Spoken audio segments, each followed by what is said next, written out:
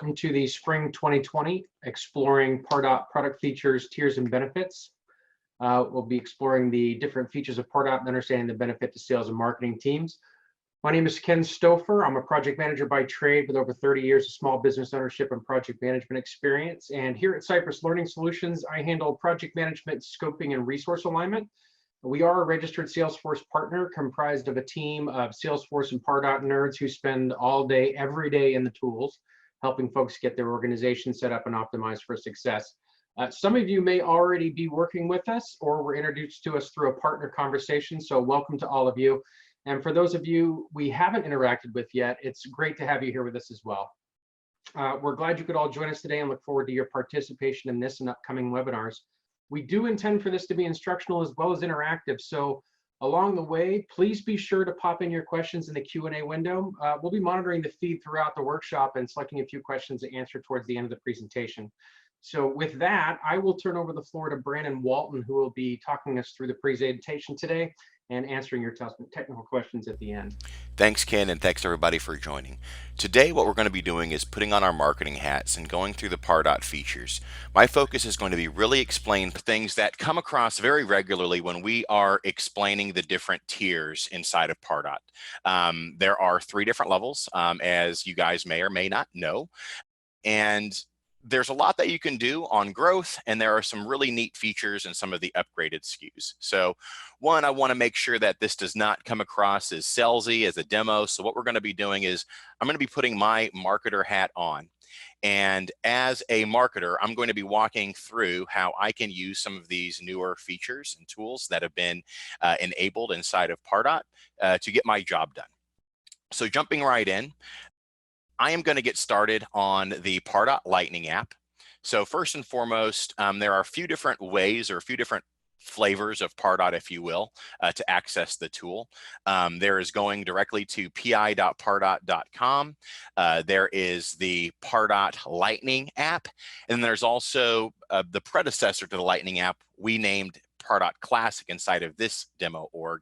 And what the classic version does is it's an iframe of Pardot inside of your Salesforce account. So it's really just like going directly to pi.pardot.com.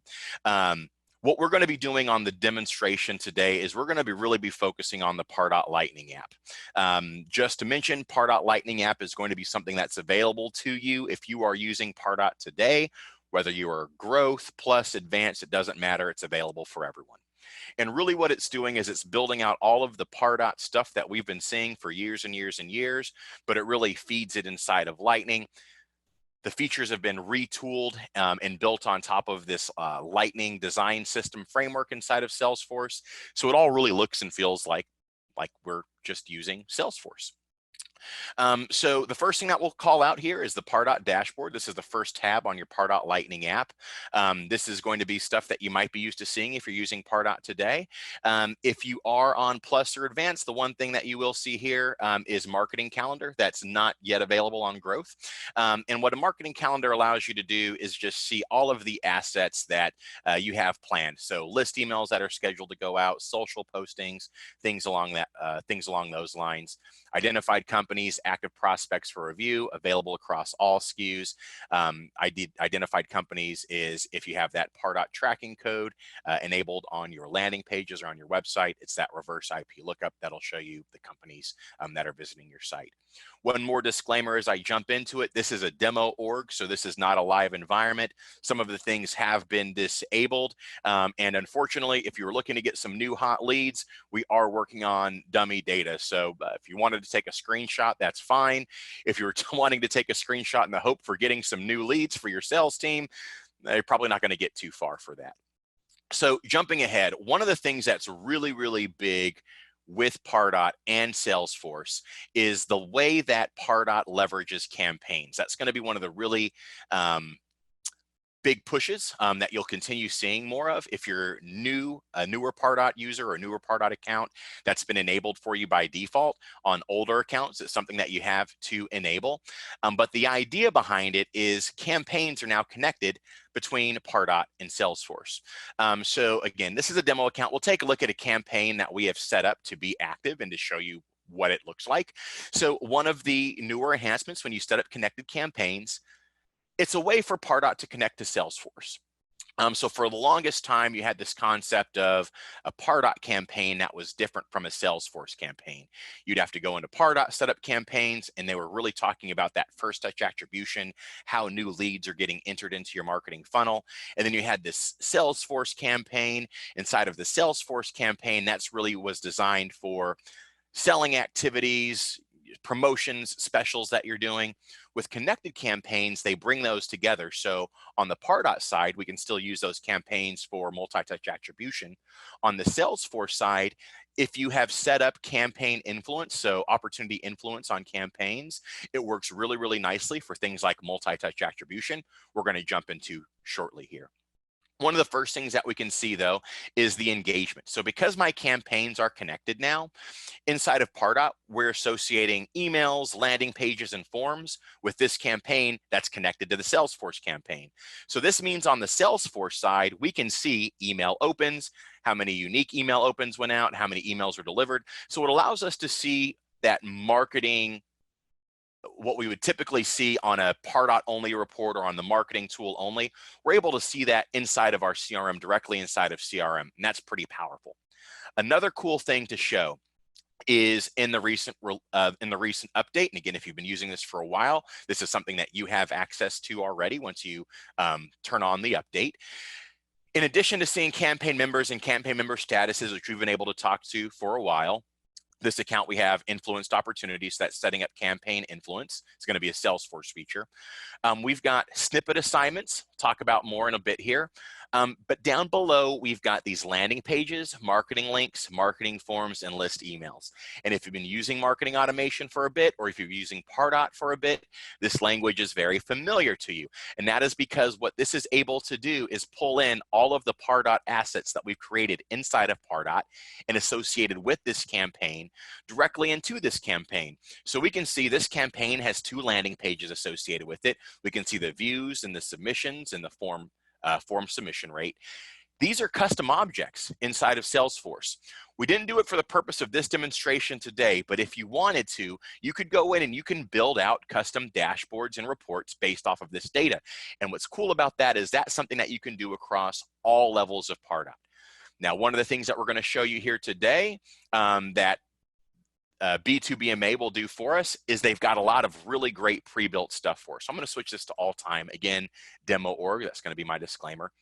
And what this is doing is this is showing all of the engagement, all of the form submissions, URL clicks, you name it, that our contacts, our campaign members, it can be leads or contacts, have done with this campaign. And we can see our most engaged accounts. So account-based marketing is something that you're probably hearing a lot of, especially if you're in the marketing space. What this allows us to do is across all times, all asset types, so forms, URLs, landing pages, etc., who the most engaged account is. So whoever's the manager for Ohana Inc. is going to be pretty happy with this campaign. And then down here below, we can see a list view of all of the engagement throughout. So on all levels, if you wanted to start building out your own reports, you can with this new update where they're showing Pardot assets inside of Salesforce related to the campaign. You can build out custom reports, or you can use some of this pre-built stuff, engagement history dashboards, to do a lot of that tracking for you. Now, what we have inside of this account is we have what's called B2BMA setup. B2BMA is going to be something that you get with Plus or Advanced. And what it does is it's going to be a connection, a special connection between Pardot and Salesforce that is going to allow a bunch of pre-built analytics dashboards so we don't have to spend the time building it all out. So in B2BMA, there are going to be some pre-built dashboards. Where we're going to start out with for launching our campaign is going to be in this pipeline dashboard. Another one that's really neat, and we'll go back to if we have time, is the multi-touch attribution. We'll actually scratch it. Let's start with multi-touch attribution just to show you guys what's in here because we're here already. And then we'll jump over into the pipeline, which is what we're going to be using to determine what kind of marketing campaign we're going to launch.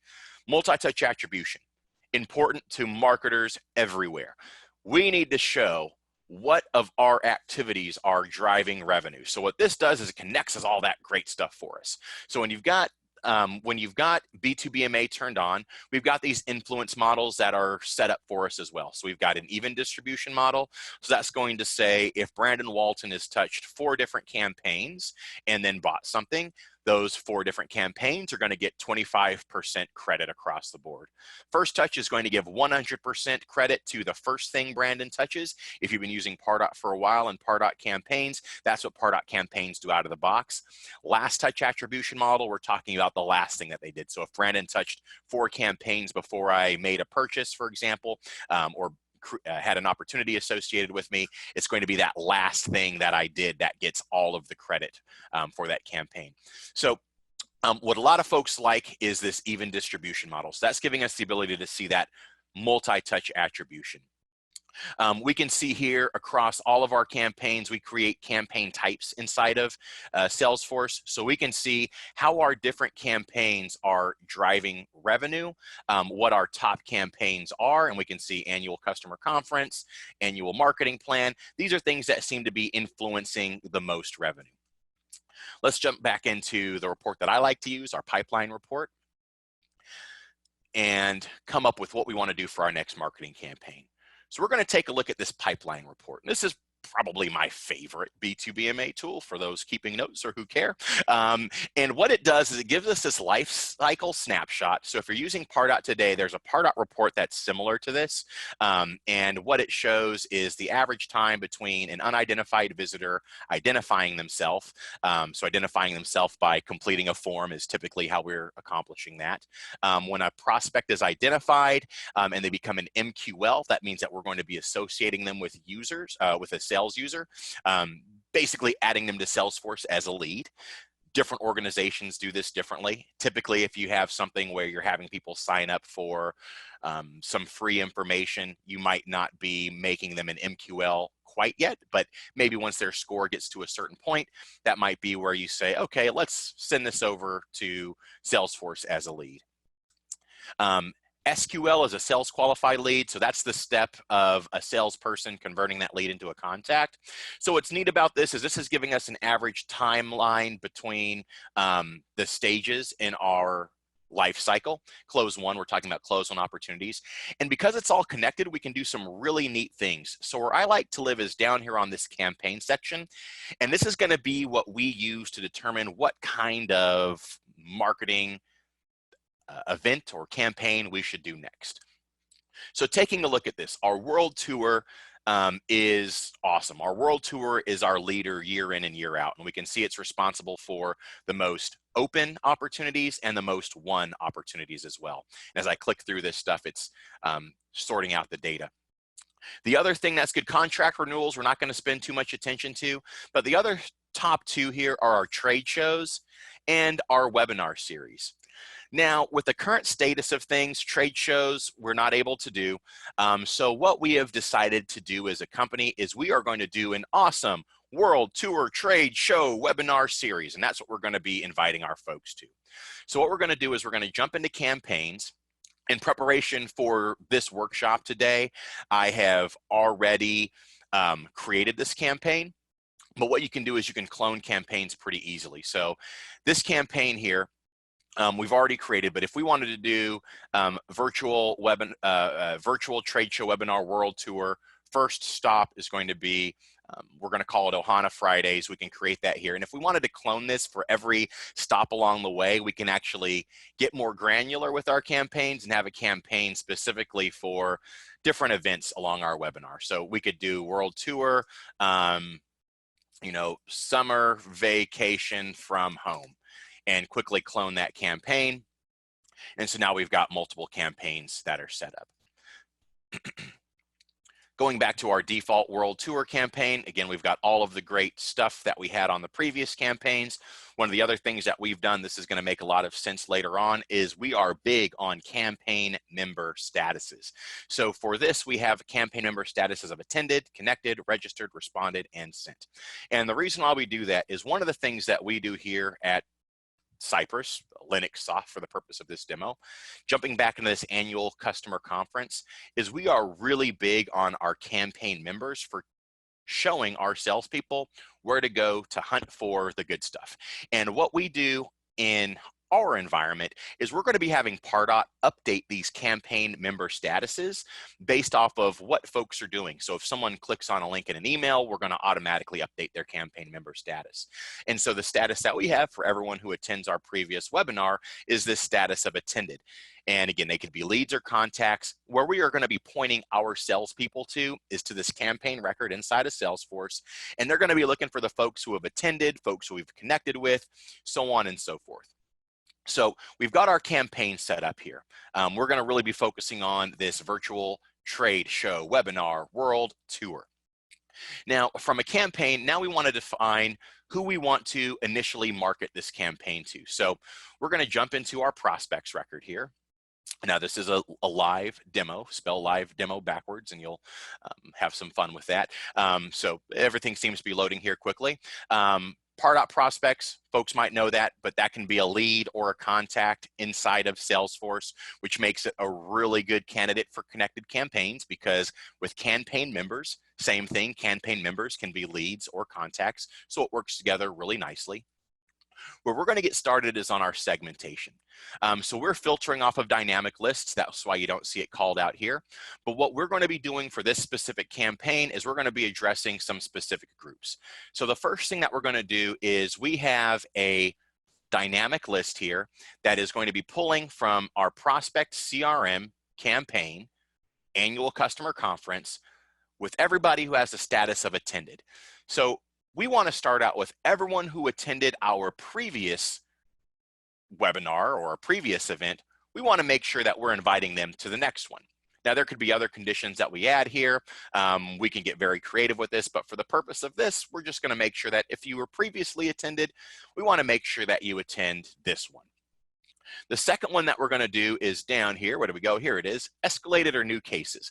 And the reason why I want to show you guys this particularly is because it leverages a newer feature that comes up quite often, and that is custom object integration. So talking through custom object integration, there's been a lot of questions. Well, what does that mean? What do I get with that? What it means is it allows Pardot to connect to more Salesforce stuff than Pardot's going to connect to out of the box.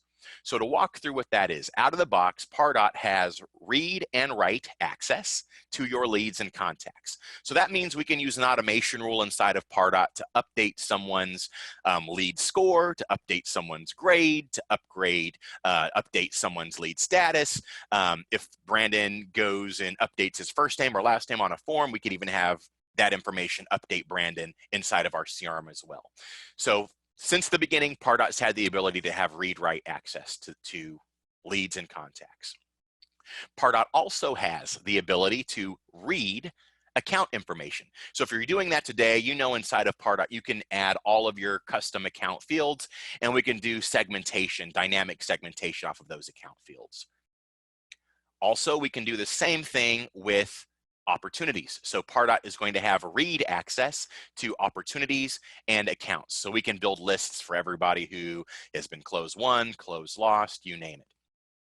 We also have the ability, like we saw previously, to connect to campaigns and campaign member statuses.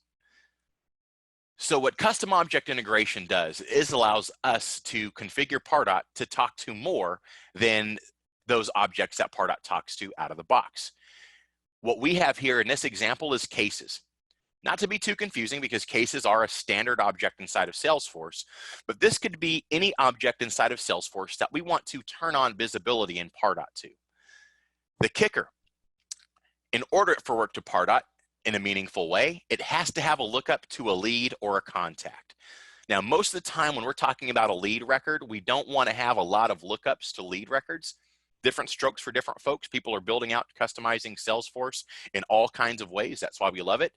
Most of the time, we're talking about a lookup record to a contact. So in our cases example here, cases are going to have a contact associated with them. So what we're doing is we're going to be pulling in a dynamic list of every case, every contact who's associated with a case that has not been escalated, or sorry, has been escalated. Escalated is not empty. The status is new, or the priority is critical. So everybody inside of our CRM who is an escalated case, a new case, or a P1 critical case is going to be added to this list dynamically. We can connect to any of your custom objects inside of Salesforce with this feature. Again, in order for this to work, you're going to want to have a lookup to either a contact or a lead. Custom object integration is going to be something, if you're using advanced today, it's already turned on and ready to go for you. It's available with Plus. You got to talk to your AE about getting it turned on. And it is available at an additional cost. I want to be clear with that. So you run the rules here, and what this is going to do is it's going to reach into Salesforce and grab all of our folks who have cases that are meeting the condition here.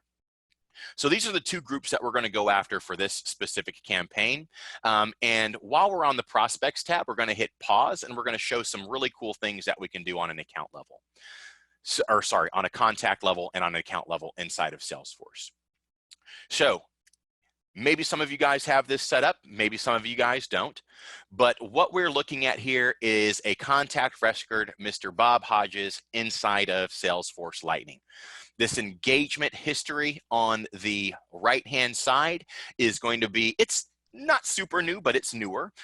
So as part of being Lightning compatible, Lightning ready, what Pardot has done is they've taken this from, if you've been using Pardot for a while and you have Pardot set up as a inside of Classic, for example, this engagement history shows up inside of your details section as a Visualforce page.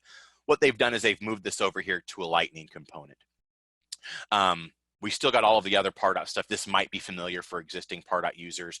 We're choosing not to show all of the Pardot fields, but you definitely can. And then we also have this Pardot list section where we can add folks to our lists as well. There are some upgraded features to that we'll cover here shortly. One of the things that I want to make sure that we call out on these pages, because it does come up quite often, AI, artificial intelligence, is super, it's great. Basically, it's the idea of we've got the ability to compute things in very large ways. And what Einstein Scoring does particularly, this behavior score, and this is going to be something that if you have advanced, you already have access to it. Other levels, you'll have to upgrade to get access to this.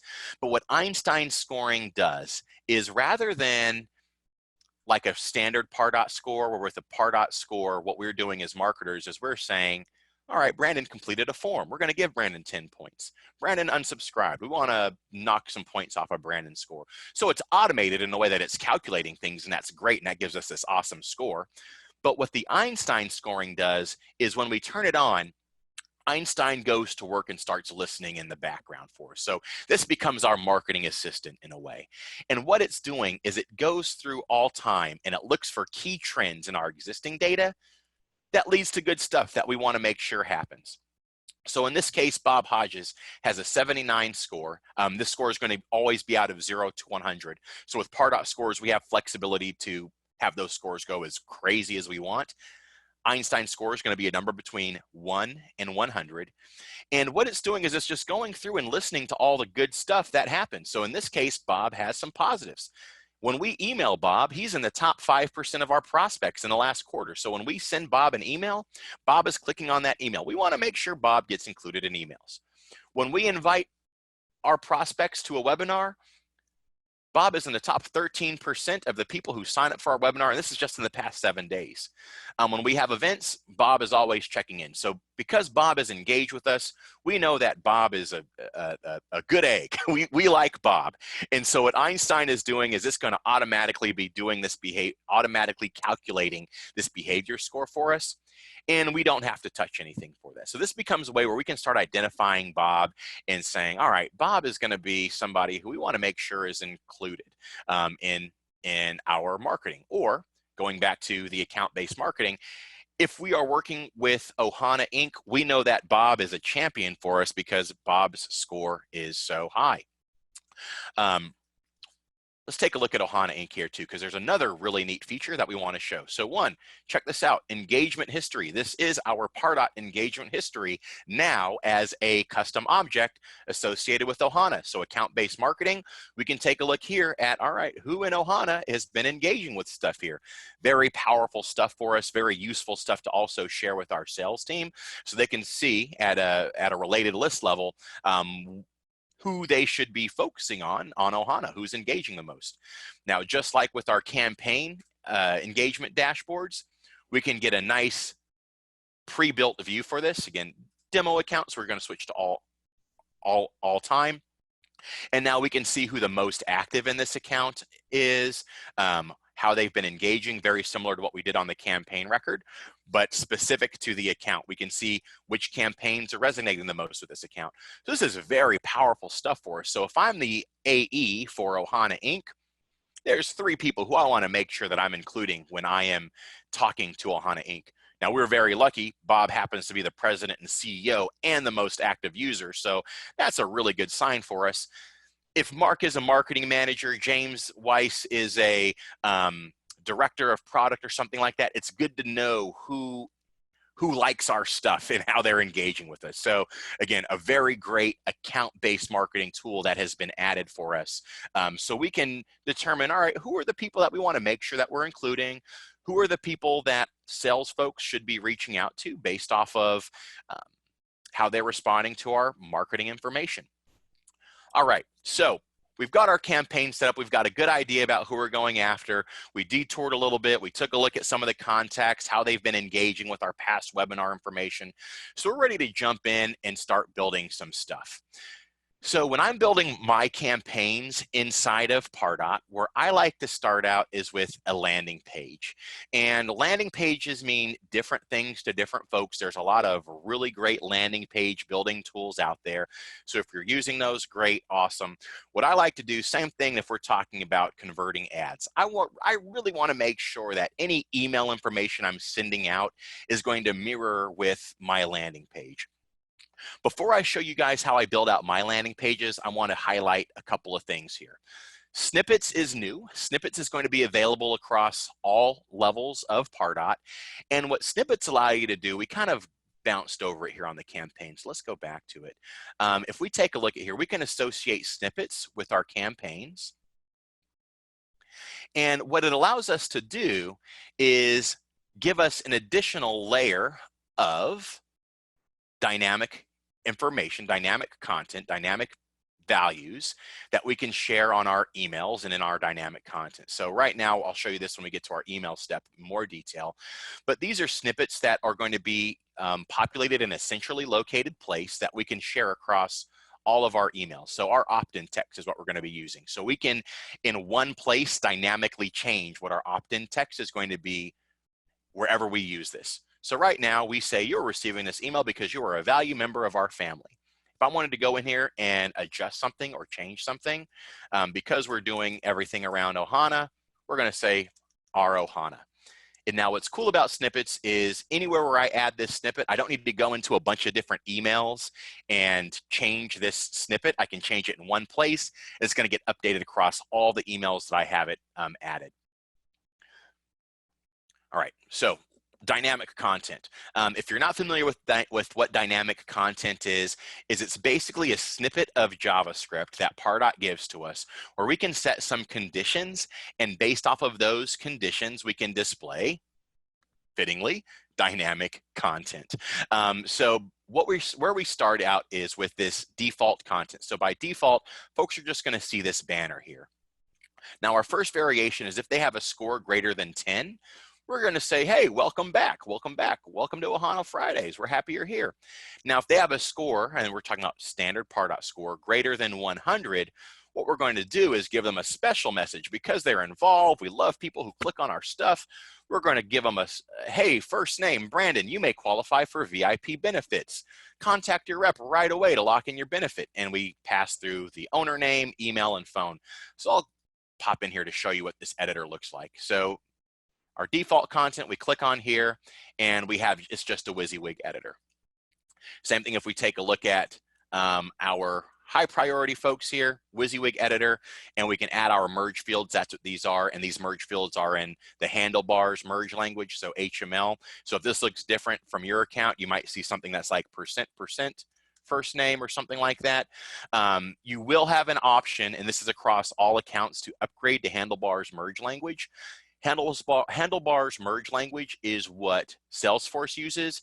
So this is a step towards making both systems read the same stuff.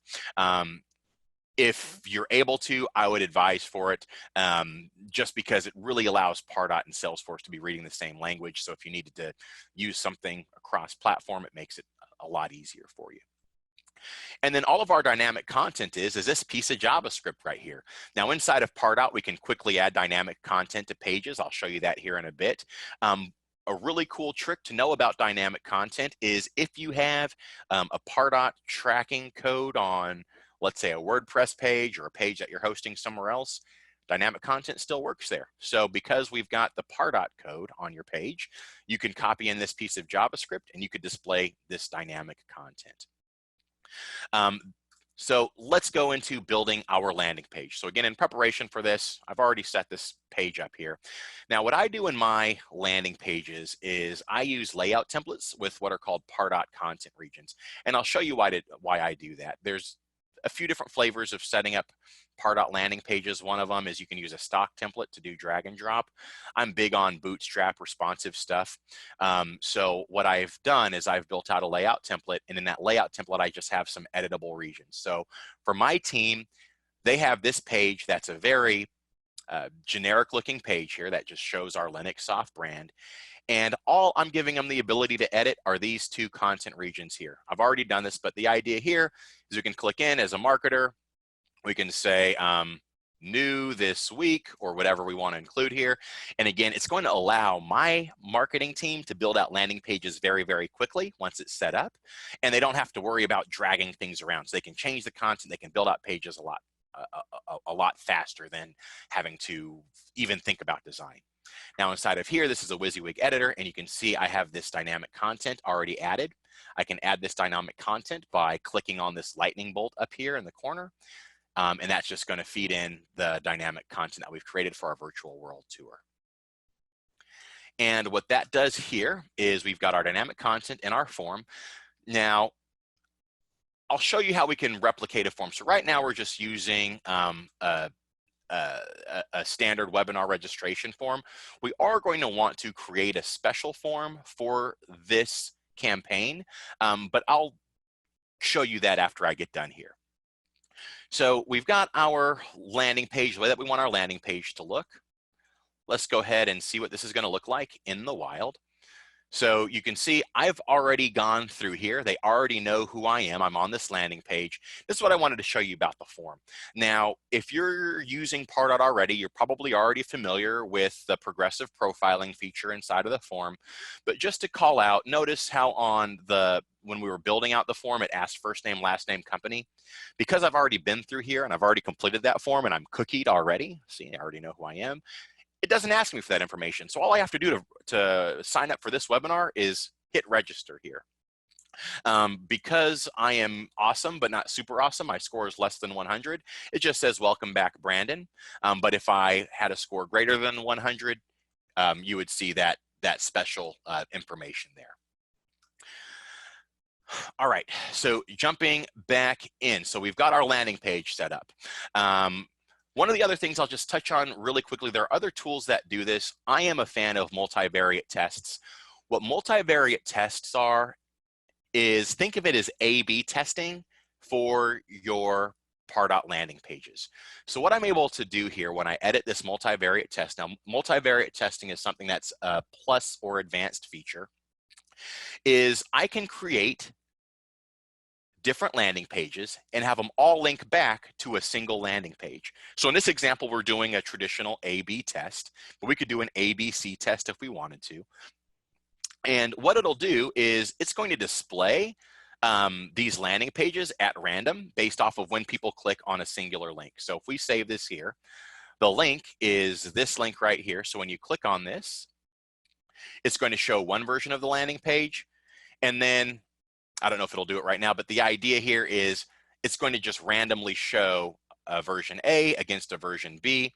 And it'll show us which page is doing better. So you can see we just had a view here. If version B happens to do better, then we can say, all right, well, let's no longer use this other version up here, and let's just make sure that we're using the one that we know is converting better.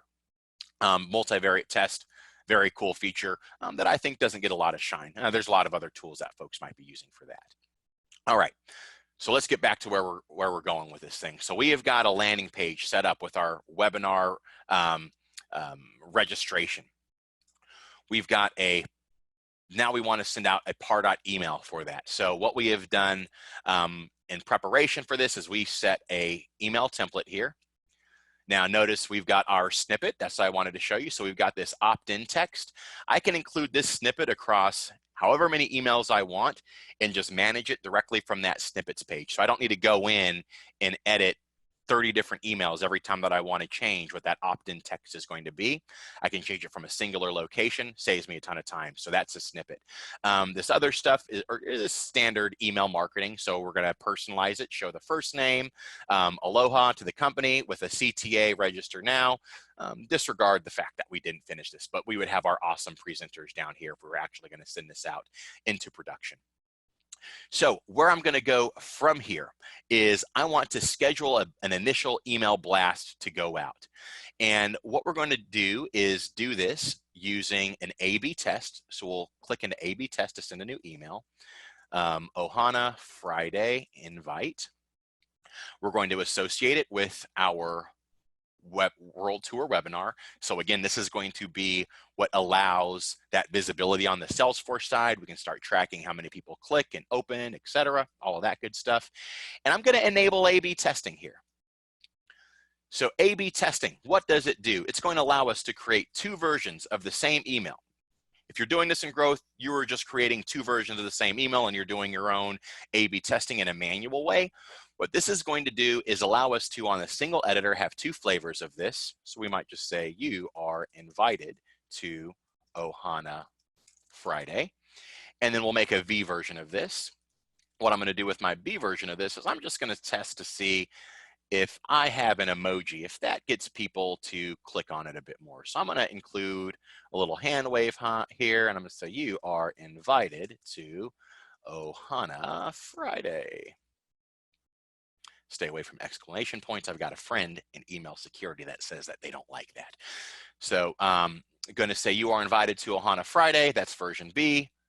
Version A, you are invited to Ohana Friday. Scientific method, I'm not going to do too much additional variation to this, but I can make this picture in version A be different than version B. And what happens with A/B testing from there? So what A/B testing will do from there, we can also define if it's going to come from a different user. We're going to define the lists that we want to send this to. So we want to send this to our escalated case guys, and we want to send this to our annual conference attendees. You see what's going on here on the right-hand side is it shows all of our mailable contacts. But if you're using growth, you probably haven't seen this thing here. We have a test audience and a winning audience. And you can also see we've got both of our versions of emails up here. So we have this A/B test section. So in this A/B test section, we will define a window. I like doing 3 or 4 hours, so you can do days or hours. I'm a fan of doing the hours test. And I think clicks show engagement a little bit better than opens, but you can do a criteria on opens or clicks. Again, if it's a subject thing and you just want to make sure people are opening it, maybe that's going to be your criteria.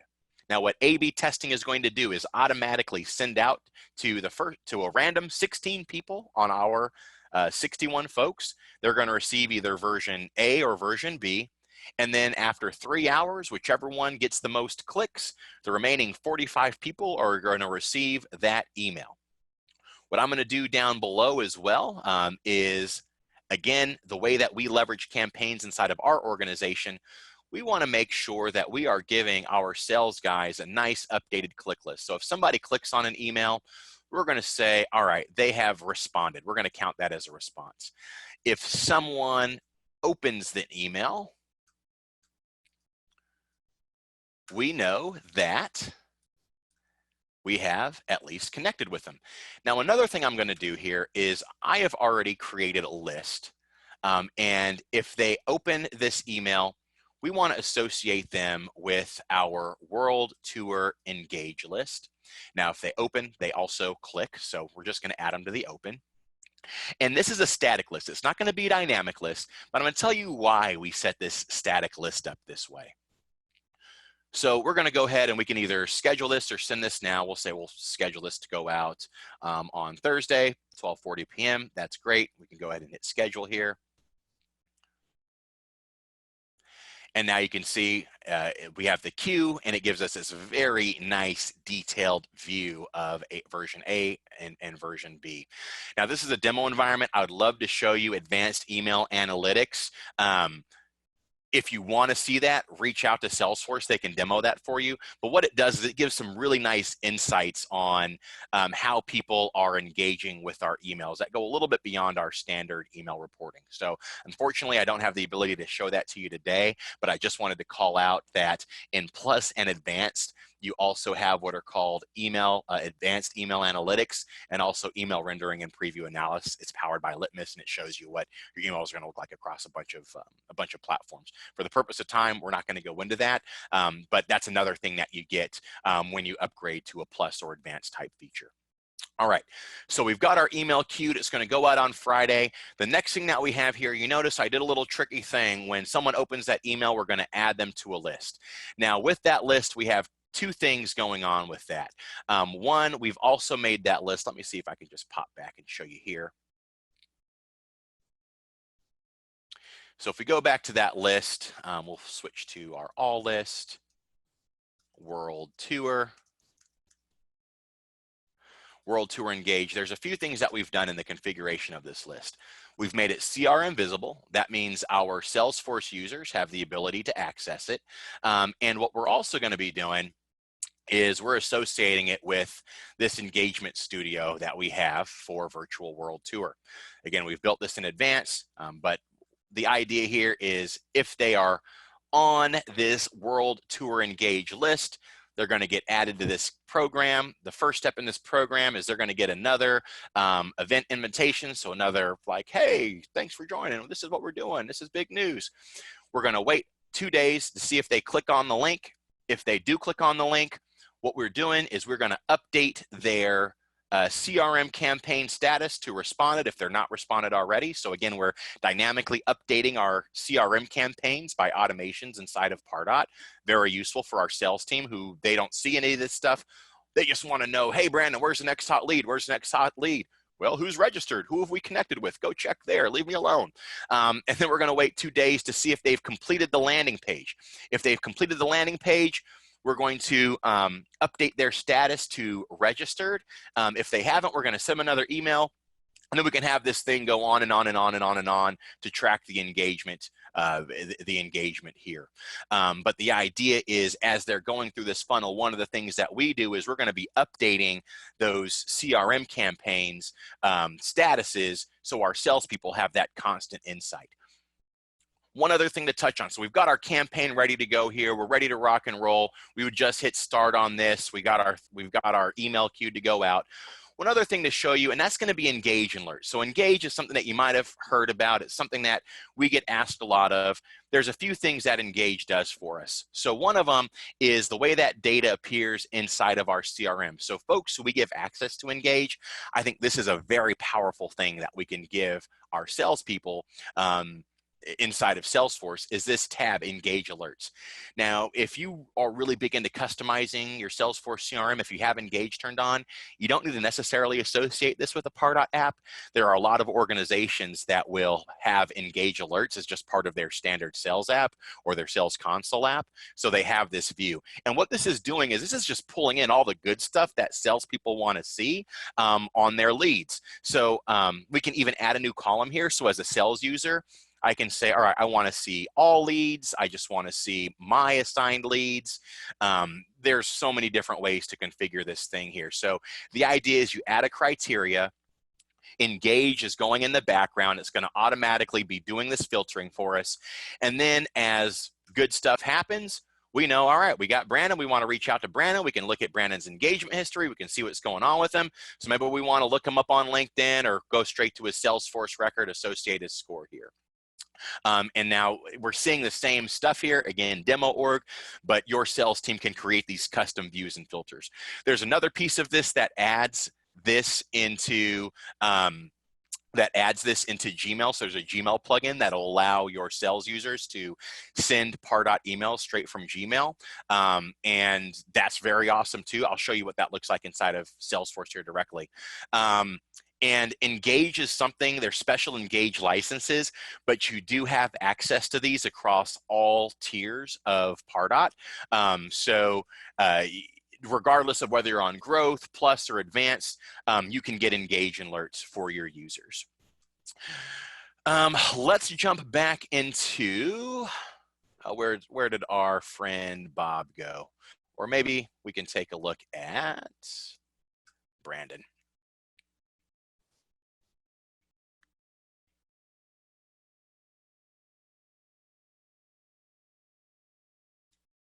All right, so looking at Brandon here, we'll let him load up here. He's going to have a special type. This is not what we want. We want to go to Bob. Again, demo org, we've got a lot of stuff going on here. So we've got different special contact types. So Bob is, what we have in this demo org is designated as a Pardot contact. So some of the buttons that we have for our Pardot contacts are these Engage features. So out of the box with Pardot, you can add folks to nurture campaigns using this view down here. One of the things that you also get with Engage is you have the ability to send this nurture list, or you can send Engage emails directly from Pardot as well. And this is just a very cool way to show all of our CRM visible lists. It lets us see what lists Bob is engaged with. And now, because we've looked at Bob already, we know that Bob likes our stuff. Even though he hasn't clicked on the last email, because I work with Bob all the time, I'm going to make sure that Bob is included on that engagement campaign. Now, what's cool about this view here is it shows that this is going to be associated with the World Tour program that we've set up. So what's nice about this view is if these lists are going to be associated with special engagement programs, our sales users are going to be able to see, all right, if I add Bob to this list here, Bob is going to be added to that program. Whereas in the view that's available across all levels, down here, so it should update. So you can see it updates here. Same view, it's accessing the same data, but traditionally with prospect lists, this is going to be one of those things that we would have to just inform our salespeople somehow, yeah, add Bob to Engage, and we have this thing set up for him.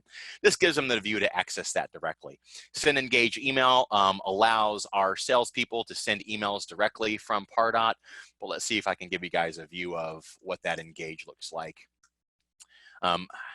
I told you guys I wasn't going to give you any hot leads, but I will give you one hot lead here, a gentleman named Ken Stouffer that you can reach out to. Let me see if I can just pull up something that won't compromise other stuff here.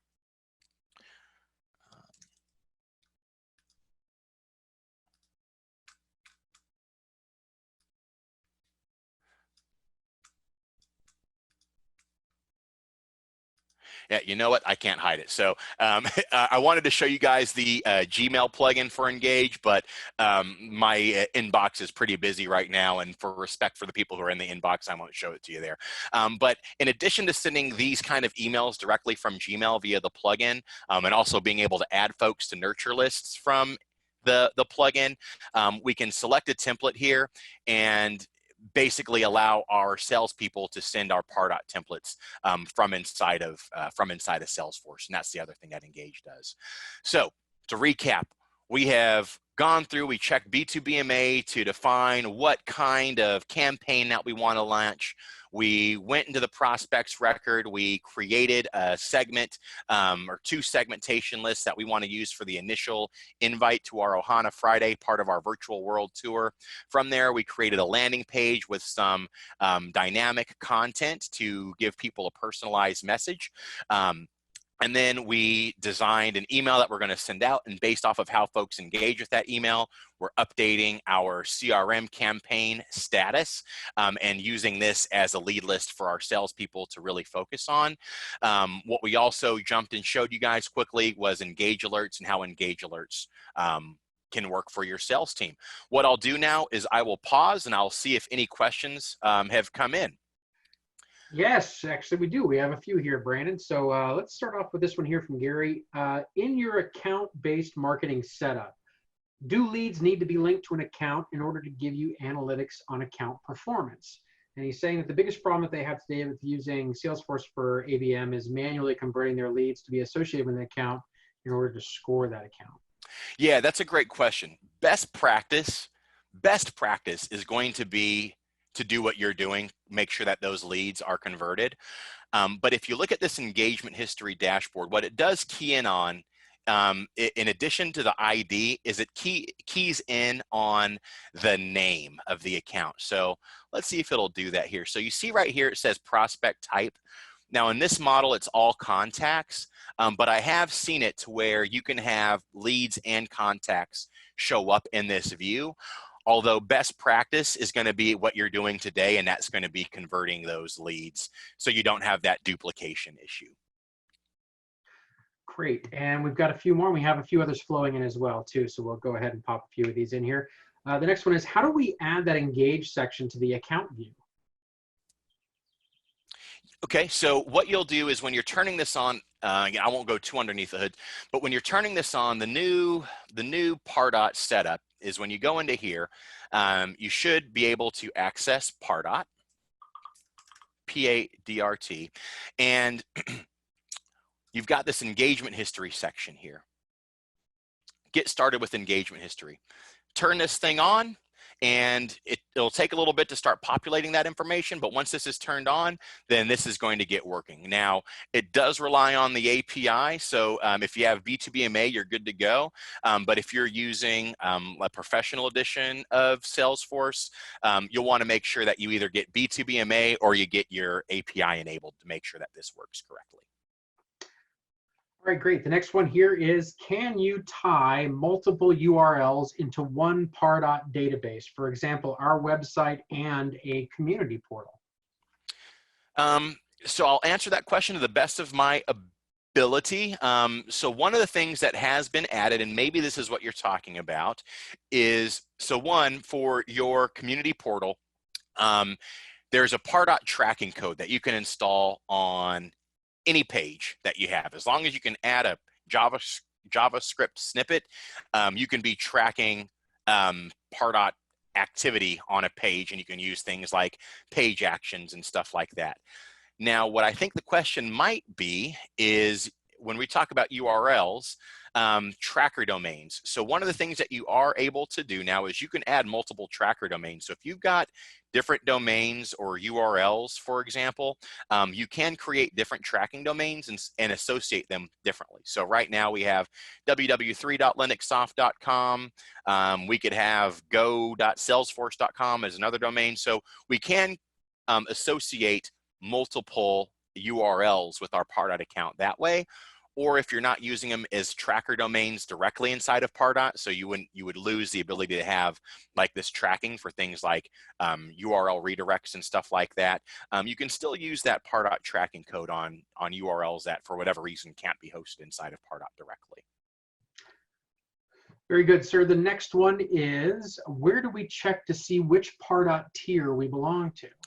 Great question. So same menu here inside of Pardot settings. Now, if you're using Classic, you'll click on the little icon on the top right, but I can click in account settings here, and I can see that I am using advanced demo version. So account settings, accounts, and another cool trick on that too. So the other reason why folks might upgrade is, let's say you're using, you've ran out of your the amount of active engagement studios that you have, or landing pages. You can also click and see your usage limits here as well, which is very helpful. And one of the things that does come up a lot is, how many custom fields can we set up? How many emails can we send? Even though I'm in advanced, this should be the same across most of your guys' accounts. So and unless you're on some weird older SKU, you should have unlimited emails, things like that. Unlimited lists, for example, you should be unlimited there. So that's where you can check that. Very good. The next one here, so this is a good one. We use child, parent, and grandparent campaigns. How would the dashboard pull up data when looking at a grandparent campaign?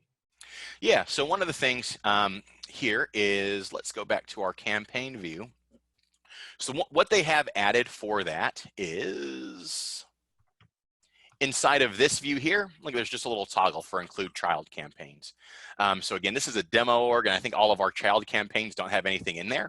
But if you wanted to track at a high level, you could just toggle this on to include the data from your child campaigns if you wanted to see the engagement dashboard here.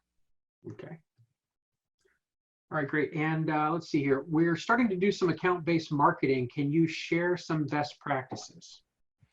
Yeah, so some of the things that we discussed today are good best practices for folks that are on growth.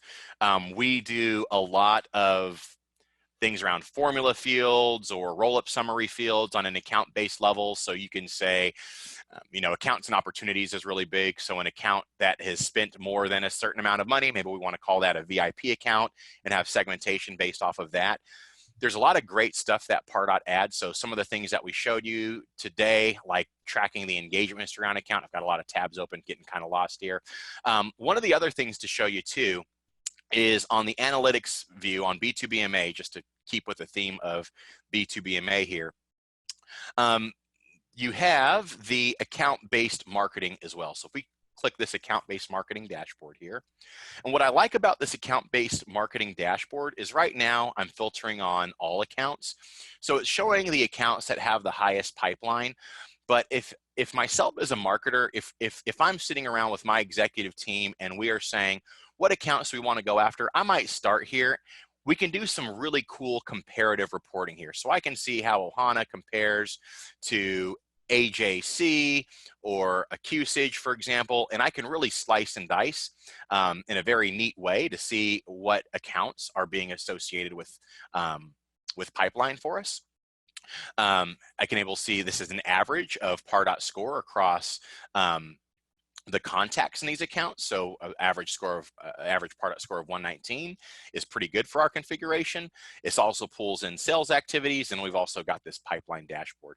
So, you know, what I really like about the B2BMA stuff is it pre-builds a lot of this for us. So you could hire a consulting firm to build a bunch of custom reporting, but B2BMA is a really nice managed way of doing that. So in addition to some of the other stuff that we showed you with just like the account-based dashboards, the engagement dashboards on accounts, using things like Einstein Activity Score, campaign reporting, I'm a big fan of this account-based marketing dashboard as well. It looks like we are at time, and I do have to hop to the next call. It's one of those days. Thanks everyone for joining. If there's anything else that comes out, feel free to follow up from your invite to this poll here. Hopefully this was helpful, beneficial for you. And what I would strongly advise is if there are questions that came from this webinar today that we weren't able to touch on that you really want to learn more about, schedule some time with your AE. They'll be happy to walk you through the different features and what's available for you there. Thanks again, everyone, for coming, and we will talk to you next time.